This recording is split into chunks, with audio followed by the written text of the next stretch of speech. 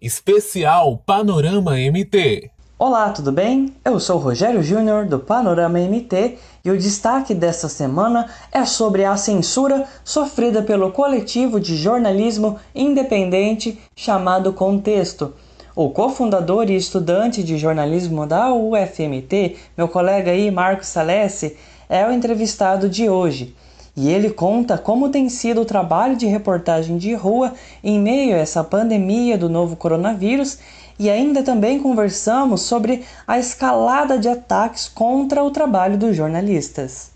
Muito bem, Marcos. Então, assim que eu vi essa notícia, me veio à mente a seguinte pergunta: a reportagem especial que vocês fizeram sobre o comportamento da população cuiabana na primeira semana aí de reabertura gradual da atividade econômica, será que ela não foi o pivô, né, o motivo da censura que vocês enfrentam agora? Então, Rogério, a gente tem essa sensação porque o contexto ele já utilizava as plataformas do Facebook e do Instagram anteriormente com outros materiais. Então, a gente sempre publicou os nossos especiais sobre outros assuntos e nunca tinha sofrido nenhum tipo de censura ou impedimento por parte das plataformas. Depois que a gente publicou essa matéria especial se eu não me engano, foi numa segunda-feira ou numa terça? Numa terça-feira, isso. Terça-feira. Uma terça-feira, isso. E aí na quarta-feira, todos os posts que a gente tinha feito utilizando o link dessa reportagem tinham caído. Isso foi já logo pela manhã. Então a matéria durou mais de 24 horas em todas as plataformas.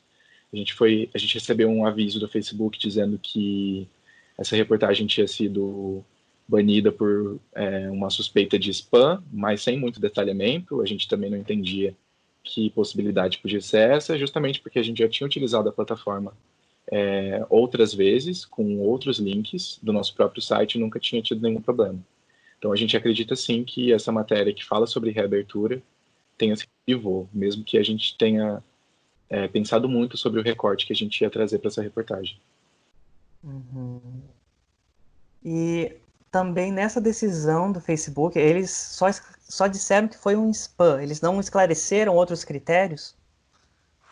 Eles disseram que eles caracterizavam como spam e que isso ia contra as políticas de comunidade das plataformas. Isso eu falo Facebook, mas eu incluo o Instagram também, que como Uhum. são plataformas irmãs, digamos assim. Então a Uhum. gente não recebeu nenhum detalhamento do motivo. A gente suspeita que possa ter sido também alguma denúncia, porque o usuário que tem acesso à rede também pode denunciar páginas e publicações. Então a gente sente que talvez isso também possa ter vindo de alguma manifestação contrária ao que a gente publicou. Olha só. E nesse momento, vocês pretendem tomar que medidas da equipe, falando agora como a equipe do contexto? Uhum. Bom, de primeiro momento a gente ficou bem assustado, né, com essa questão. A gente não esperava que isso fosse acontecer, justamente primeiro porque a gente é um coletivo ainda muito pequeno. A gente vai completar aí na quarta-feira o nosso primeiro ano de existência, que para a gente inclusive é uma vitória. A gente conseguiu sustentar esse projeto já por um ano. Então foi um susto assim. Mas o que a gente tomou como medida foi primeiro entrar em contato com o Facebook para pedir uma Uhum. reparação, para pedir que eles explicassem de uma maneira mais exata o que aconteceu. A gente ainda não teve uma resposta deles. A gente formalizou também uma reclamação num site que é muito utilizado, chamado Reclame Aqui. Fazendo uma breve pesquisa, eu vi que algumas pessoas também tiveram seus links em colocar nas suas páginas, mas isso não era uma coisa tão recorrente, era pontual. E depois a gente pensou em como a gente poderia lidar com isso dentro das nossas páginas, já que a gente não tinha como compartilhar o link do nosso site, que é onde a gente canaliza toda a nossa produção. Então a gente criou algumas estratégias para poder burlar esse bloqueio para continuar existindo dentro da plataforma. Apesar da Uhum. gente se colocar como um coletivo independente, a gente acaba dependendo muito dessas plataformas como o único espaço onde a gente consegue disponibilizar o conteúdo que a gente produz. Então foi basicamente isso. Uhum. Tanto é que vocês necessitam desse espaço da plataforma, que é o único, né, no momento. Tanto é que também na própria descrição de vocês colocam que é para produzir, né, o contexto ele traz também, além de uma vontade de compartilhar mundos, né, e realidades e experiências, ele também produz conteúdos, né, jornalísticos, ouvindo novas vozes, reconhecendo outras realidades, repensando todo um aparato aí de jornalístico em um mundo digital. Aí agora, parte desse mundo digital se volta contra vocês. Então, realmente, é uma situação bastante delicada e a gente não pode ver isso isoladamente também, né? E o que eu quero trazer agora como questão que esse não é um fato só isolado, né? O que aconteceu com vocês, uma censura, porque nesse momento 8 jornalistas também já tiveram suas contas de WhatsApp hackeadas, né? É claro que é completamente proporções diferentes, mas nós estamos falando da atividade jornalística, no caso, né, que está sendo ameaçada, não só com censura, mas com ataques como vindo do próprio presidente, mandando que calhe a boca, e tantos outros ataques que nós vimos e que estão se agravando, principalmente esta semana. Então, a pergunta que eu faço agora, enquanto vocês, como um coletivo, qual é, então, né, um coletivo contexto, qual são, então, a perspectiva de vocês nesse contexto, né? Olha, a gente até publicou recente um editorial que falava um pouco sobre essa questão da imprensa e censura. A gente acredita que a censura ela vai muito mais do que você bloquear um site ou você impedir que alguém publique alguma coisa. Acho que a partir do momento que você também hackeia o telefone de um jornalista ou você ameaça ele de alguma coisa, você impede que essa pessoa, de alguma forma, execute o seu trabalho, principalmente a gente como comunicador e como jornalista.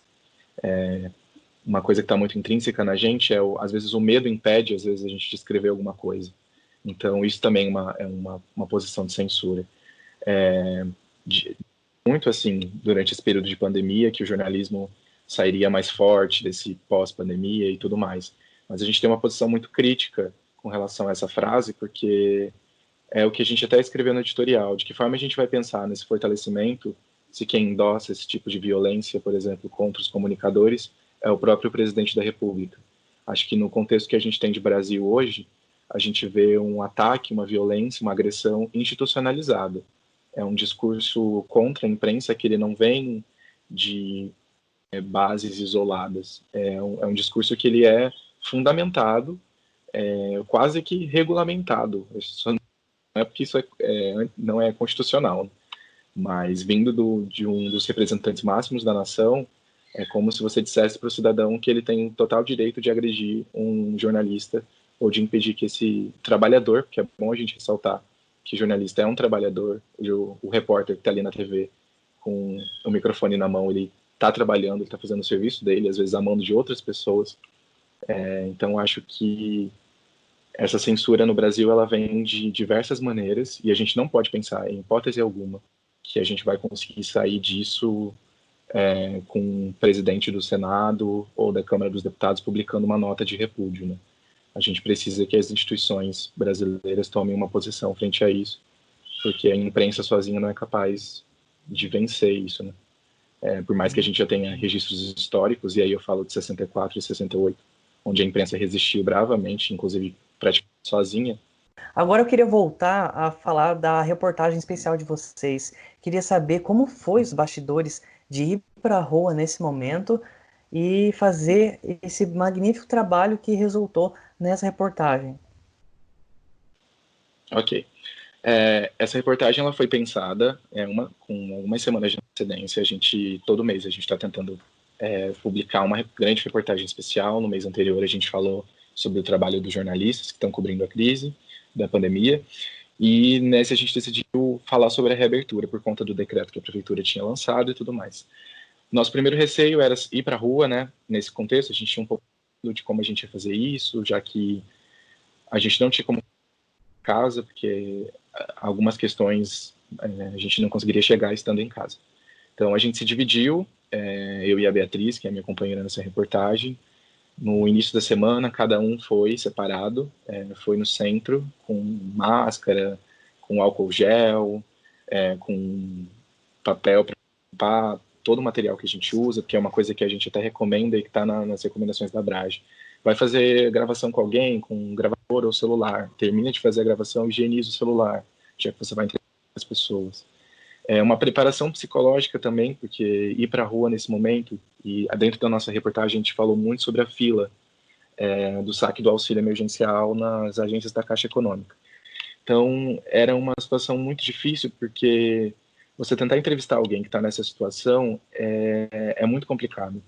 Ter sensibilidade ao que aquela pessoa está passando, ao mesmo tempo você tem que estar ali porque você precisa coletar aquela voz, você precisa coletar aquela fala, que aquela pessoa tem a dizer.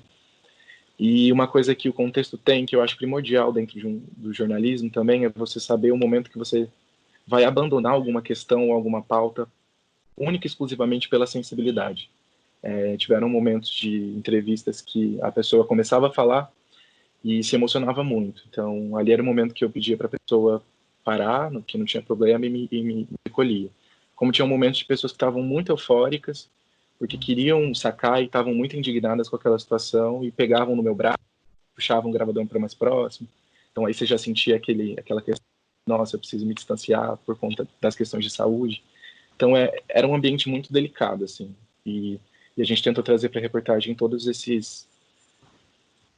o quanto é complexa a realidade que a gente vive hoje, que não é só uma questão de pessoas que precisam ficar em casa e pessoas que precisam sair, mas quem são essas pessoas que estão saindo, porque sair, de que forma a gente pode colocar isso na imprensa, para não gerar um ruído, do tipo coisas que eu li também, de pessoas chamando quem estava na fila de vagabundo que não trabalhava, e veio na perspectiva de desmistificar isso, né, de falar, não, as pessoas estão ali porque elas precisam, e o governo e o Estado precisa intervir de alguma maneira. Então foi uma reportagem bem delicada, assim, desde a hora que a gente pensou em escrever, a hora de apurar e na hora de publicar. E eu acho que todas essas características fizeram com que talvez ela atingisse as pessoas que não gostaram de uma maneira bem forte. Não é à toa que gerou o que gerou, mas eu acho que foi isso. Certo, Marcos, eu quero agradecer pela entrevista e pelo seu tempo, e também quero aqui, em nome do Panorama MT, nos solidarizar com vocês, a equipe do Contexto, nesse momento em que vocês enfrentam uma censura nas redes sociais do Face e do Instagram. Alguma consideração final? Só queria dizer que eu agradeço bastante o convite. Eu acho que a gente, enquanto iniciativas independentes, a gente tem que cada vez mais se unir, porque a imprensa unida ela é bem mais forte. E queria só encerrar dizendo que o Contexto está aberto para todo e qualquer que está fora da comunicação, mas que tem interesse de comunicar alguma coisa para o mundo. No nosso site a gente tem uma aba onde as pessoas podem se inscrever com as suas produções e, enfim, com as suas ideias, e que a gente quer crescer cada vez mais, unindo vozes e unindo forças por um jornalismo vivo e democrático. E o programa fica por aqui, e eu também, porque a partir da próxima edição, quem assume o comando aqui nos destaques é o meu colega Everton Anunciação. Então eu quero agradecer a você que tem me acompanhado aqui nos destaques e te convido a continuar me acompanhando lá nos boletins diários, os fatos do dia, de segunda a sexta-feira, sempre às 7h30 da noite, nas nossas redes sociais do Panorama MT.